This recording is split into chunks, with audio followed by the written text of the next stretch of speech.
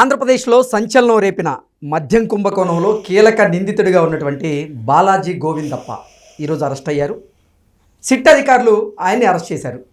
SIT అధికారుల విచారణలో బాలాజీ గోవిందప్ప గనక అప్రూవర్గా మారి వాంగ్మూలం ఇస్తే ఈ కేసు భారతిరెడ్డి మెడకు చుట్టుకోబోతుంది అనేటువంటి ప్రచారం అయితే పెద్ద ఎత్తున జరుగుతుంది. ఈ నేపథ్యంలోనే ఈ అంశం మీద మనం పూర్తి స్థాయిలో విశ్లేషణ చేసుకుందాం. ప్రస్తుతం మనతో పాటున్నారు ప్రముఖ రాజకీయ విశ్లేషకులు అడిసిమల్లి శ్రీనివాసరావు గారు. సార్తో మాట్లాడదాం. సార్ నమస్తే. సార్ నమస్కారం అండి. ఆంధ్రప్రదేశ్లో సంచలనం సృష్టిస్తున్నటువంటి మద్యం కుంభకోణంలో కీలక నిందితుడైనటువంటి బాలాజీ గోవిందప్ప అరెస్ట్ అయ్యారు. బాలాజీ గోవిందప్ప నోరు తెరిస్తే ఈ కేసు భారతిరెడ్డి గారి మెడకు చుట్టుకోవడం ఖాయం అనేటువంటి వాదనలు తెర వెనక వస్తున్నాయి. ఏంటి సార్ అసలు ఈ కేసులో ఏం జరగబోతుంది? బాలాజీ గోవిందప్ప బాగానే తప్పించుకున్నాడు ఎన్నాళ్ళం. సరే, అంటే యాక్చువల్గా ఆ బాధ్యత విజయసాయిరెడ్డిది. దొంగ లెక్కలు రాయటం, డబ్బులు గిబ్బులు సర్దటం, ఇలాంటి పనులన్నీ విజయసాయిరెడ్డి గారు చేసేవాడు. విజయసాయిరెడ్డి గారు మొహం మొత్తాడో లేకపోతే ఆయన రేటింగ్ నచ్చలేదో కానీ మరి దస్తూరి నచ్చలేదేమో మరి, లేదా అతను ఏదైనా కొంచెం సైడ్ యాత్రలో అనుభవం వచ్చింది కానీ ఆయన పక్కన పెట్టేశాడు. 2019 ఆయన ముఖ్యమంత్రి అయ్యే వరకు కూడా ఇతను సర్వసైన్యాధ్యక్షుడిగా పనిచేసాడు విజయసాయిరెడ్డి. చేసిన తర్వాత ఆయనే చెప్పాడు, ఒక 6 నెలల తర్వాత నన్ను పక్కన పెట్టేశారు బాబు, నాకేం సంబంధం లేదు ఈ పాపాల్లో అని చెప్పుకున్నాడు వచ్చి ఆయన.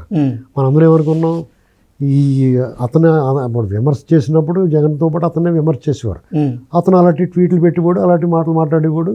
ఈ వాలంటీర్లు అందరూ మనవాళ్ళే, 90% మంది మనవాళ్ళే, సచివాలయ ఉద్యోగులు అందరూ మనమే చేయించామని చెప్పుకునేవాడు. ఇంకా తన పాత్ర ఉందన్నట్టుగా.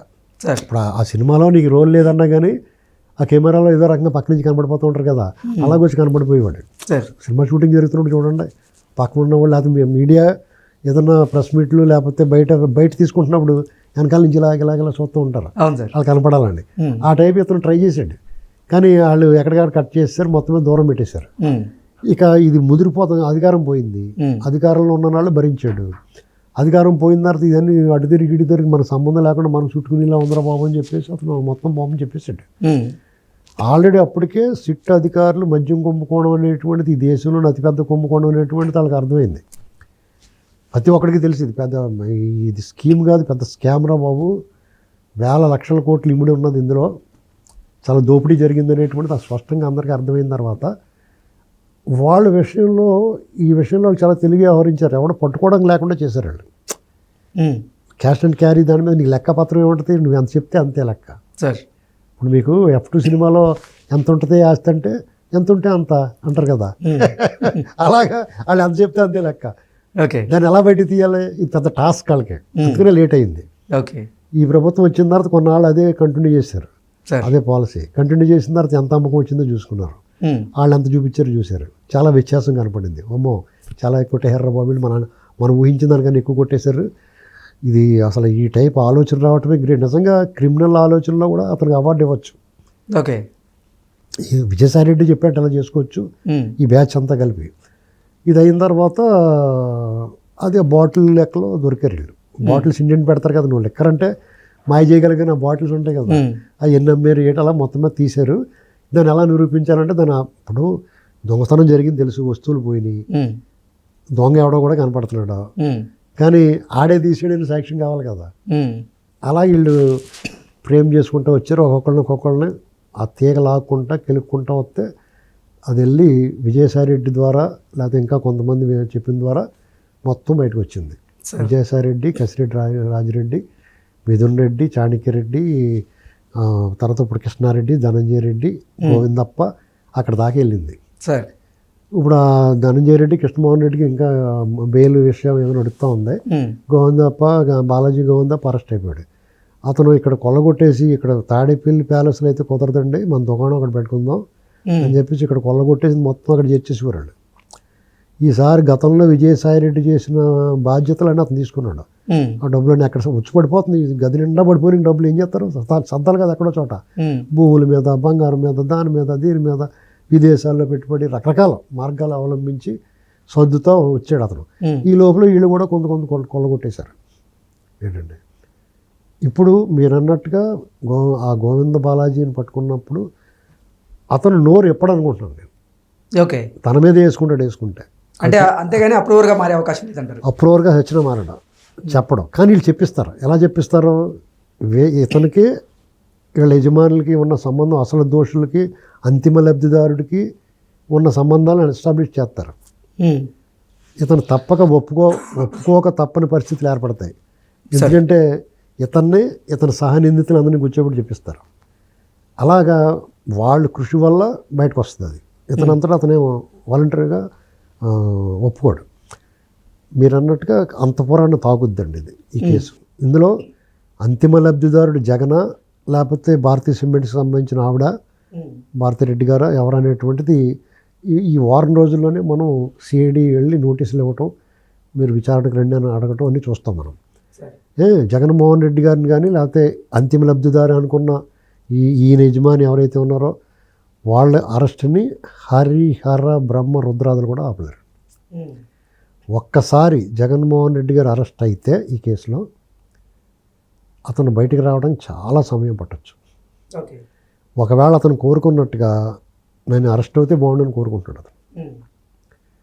దాన్ని బేస్ చేసుకుని ప్రజల్లోకి వెళ్ళటానికి అతను చూసుకుంటున్నాడు. అతను శ్రేణులు అన్నట్లు సిద్ధం చేస్తున్నాడు. అందుకనే 2.5 ఉంటుంది, మనం రెడీగా ఉండాలి, కేసులకు భయపడకండి అని చెప్తున్నాడు. ఇది ఏది కూడా గత 5 సంవత్సరాలు ఆఖరిలో కరెక్ట్గా ఇదే రోజు గత సంవత్సరంలో వాళ్ళు అనుకున్నది ఏది అవ్వలేదు. అలాగే ఇది కూడా అవ్వదు. ఎందుకంటే అప్పుడు ఏమన్నా వై నాట్ 175 మనమే గెలుస్తున్నాం, జనం అలాగే చెప్తారు, కానీ మనం బటన్ నొక్కి ఓట్లు మనకే వేస్తారో మీరు ధైర్యంగా ఉండండి అని చెప్పాడు అతను. అతని స్కెచ్ అప్పుడు ఫెయిల్ అయింది, ఇప్పుడు ఫెయిల్ అవుద్ది. ఇతను జైలుకి వెళ్తే సంతోషించే వాళ్ళు ఎక్కువ ఉంటారు, బాధపడే వాళ్ళు, సానుభూతి చూపించే వాళ్ళు, అయ్యో నువ్వు దేశం కోసం పోరాడు జైలుకి వెళ్ళేవని బాధపడే వాళ్ళు ఎవరు ఉండరు.